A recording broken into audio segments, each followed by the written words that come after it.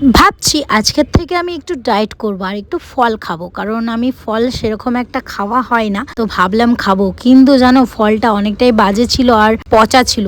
তো যাই হোক, দুপুরের খাবার খেতে বসে পড়েছি, শাকসবজি। এবার থেকে ভাবছি মাছ মাংস খাওয়া আস্তে আস্তে কমিয়ে দেবো, যতটা পারবো শাকসবজি খাবো, কারণ শাকসবজিতেই ভিটামিন আছে, তাই না বলো?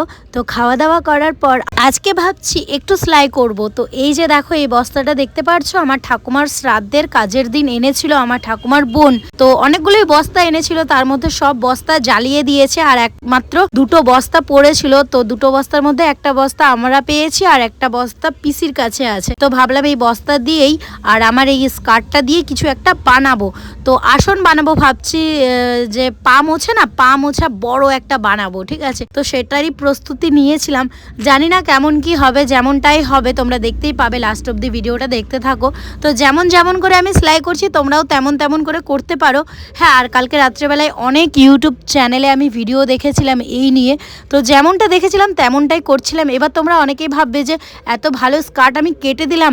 আরে ভালো তো ছিল, আমারও পছন্দের একটা স্কার্ট ছিল, কিন্তু জানো এই স্কার্টটা জ্বলে গেছিলো, জানি না কিভাবে জ্বলে গেছিলো।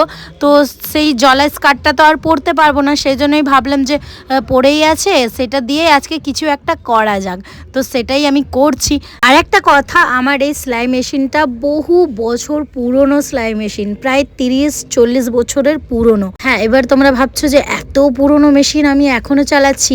আমি এই মেশিনটা কিনেছিলাম 2017-তে, তাও আবার পুরনো সেলাই মেশিন। আর যার কাছে কিনেছিলাম সে আমাকে বলেছিল আমার বাবা এই সেলাই মেশিনটাই কাজ করতো, অনেক পুরনো, 20 বছর আগে আমার বাবা এই সেলাই মেশিনটা কিনেছিল। আর আমি এই সেলাই মেশিনটা পুরনো কিনেছিলাম, তো ক টাকা দাম নিয়েছিল জানো? 1000 টাকা দাম নিয়েছিল এই সেলাই মেশিনটা। সেই 2017-তে সেলাই মেশিনটা কিনেছিলাম। তো যাই হোক, আমার এই সেলাই মেশিনটা ছোট সেলাই মেশিন আর এই বস্তাটা অনেকটাই মোটা ছিল। হ্যাঁ, তো সেলাই করতে খুবই প্রবলেম হচ্ছিল আর আমি পারছিলামও না করতে। সেই জন্যই কি করলাম, এরকম প্লেন বানিয়ে নিলাম। ভাবলাম যে একটু ডিজাইন করব, অনেক কাপড় লাগাবো, অনেক পুরনো পুরনো কাপড় এই বস্তার মধ্যে ডিজাইন করে লাগিয়ে দেবো, কুচি কুচি কুচি কুচি করে।